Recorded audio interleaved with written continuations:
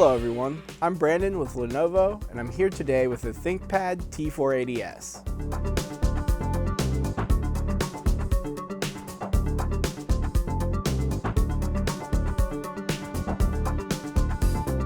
Today we are going to be replacing the memory module.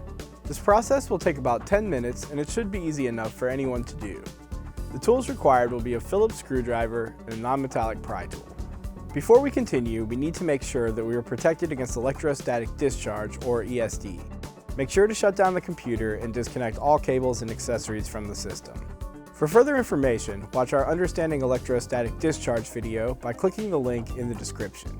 We can now place the system onto a hard flat surface in order to begin. Let's get started. Disconnect the power adapter. Press the power button to power on the system.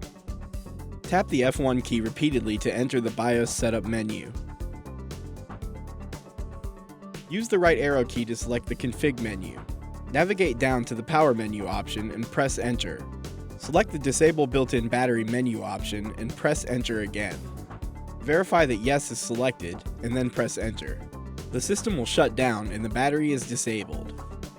Loosen the 6 screws on the bottom of the system.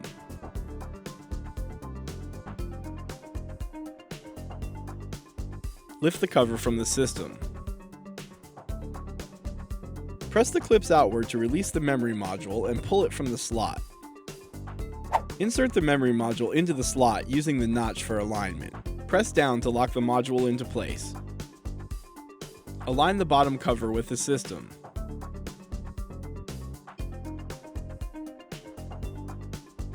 Tighten the 6 screws to secure the cover in place.